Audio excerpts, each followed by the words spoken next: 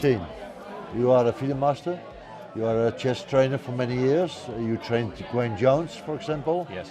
But also maybe with some kids or so top players and kids? Top players, children, but we're mainly teaching children to enjoy the game rather than create strong players. So it's chess for all rather than producing grandmasters. Gawain Jones accepted. Okay. Now you are at this conference. Yes. For the second time you are the co-director? Co-director for the second time. I've been involved in the conferences every year since it started in various roles, but this is my second time as co-director. Yeah, what's your impression about this conference? I think this conference is without doubt the best one we've ever done in many, many respects. What respects? The respects being the content, empowering women in chess is such an important subject. The guest speakers we had from all around the world brought something, every single person brought something special to the conference. We had so many ideas developed by so many different people, which we're all hoping now to keep in touch with, communicate with each other, and take those ideas forward. So it's such an important subject. You take the ideas forward, but in what way? In what way? We've opened the doors now, everyone's talking to each other, everyone's inspired by people from around the world. So now we can continue to be in touch with such people and discuss more privately, perhaps than a conference, how to take the ideas forward individually. Yeah, but will there be also some platform, some forum on which the people can discuss with each other? Or will there regularly be some publications? Hopefully. There are various people going to put various things on their own blogs and websites, so we can link into those on the conference website. And we'll also put all of the presentations on the website to keep those alive in the public eye. So yes, people will communicate more, people will share their own blogs on the subject and their own websites and things like that. So until now it was, let's say, a yearly event. Yes. And then there was documentation, very good. But does this mean that there will be a continuous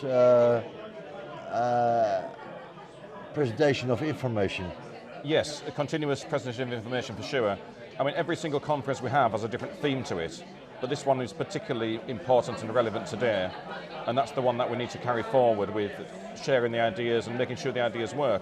I think it's very, very important.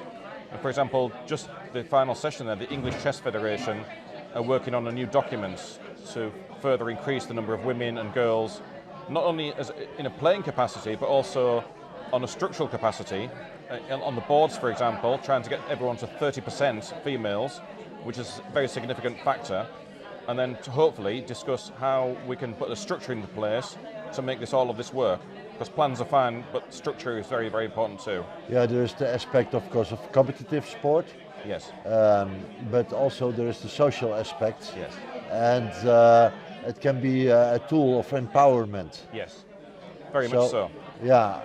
And one of the big things that came out of the presentations from people around the world was how much has been done on the social side of chess. So we've got the competitive elements, which is fantastic, but trying to attract females into that environment is not so easy with the current state of chess clubs, which are often in dark pubs and this sort of thing. We saw lots of demonstrations from around the world showing how chess can be taken outside into big, very clear things to see, very accessible to all. And these things are growing and growing and growing. For example, we had a fantastic presentation from Kinneke from Austria, who just in the streets in Vienna. In the streets of Vienna. She had a suitcase full of chess sets, clocks, the whole lot, and just went into festivals, went into open air spaces. Also, she welcomed the refugees from yes, indeed. Asia. Very hard work with the refugees, very good work with the refugees. And if she can do that on her own, now she's spread the word. She's got a video going with that as well, which we're going to share and spread on YouTube and Facebook and all the rest of it, and hope to inspire more people to do the same. We don't have to do everything top down. When we spread the word, we spread the best practices. People can do it on their own, in their own circumstances. Yes. So if they can see Kinneke doing that on her own, with her own steam, with no finance from anywhere, surely other people can replicate that in lots of other countries. It doesn't have to be the refugees, it doesn't have to be with necessarily the general public, it could be inviting people in for that event from your own schools. So there's so many different ways you could do it. Or in the local neighborhood in some house, or you can do it in the libraries. Libraries, cafes, Kinnick was involved with, and as are other people too, but that was just one example from all the ones that we saw, which was particularly impressive. And what was the contribution of Judith Polgar?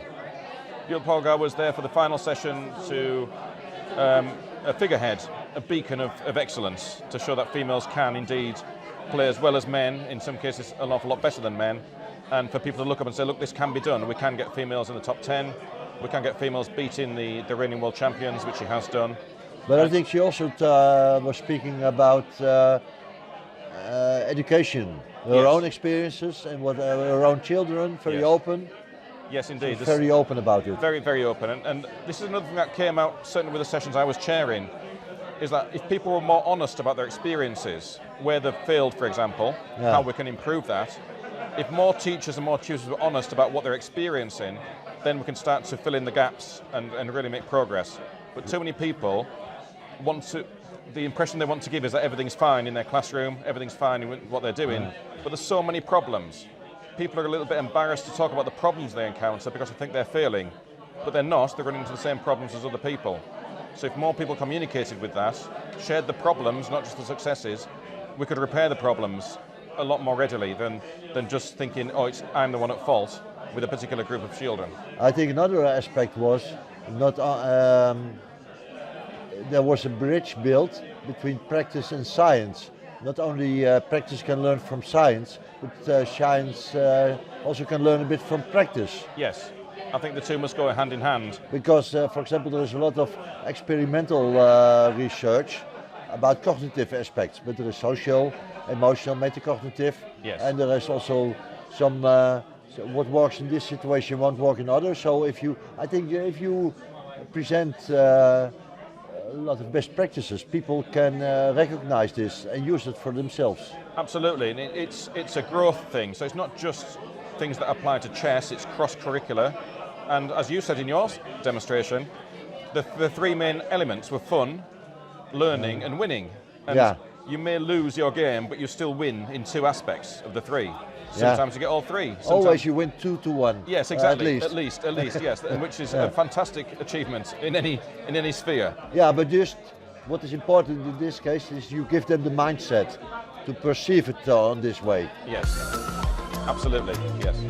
We cut. Lovely. Thank you. It was good. Thank you, sir.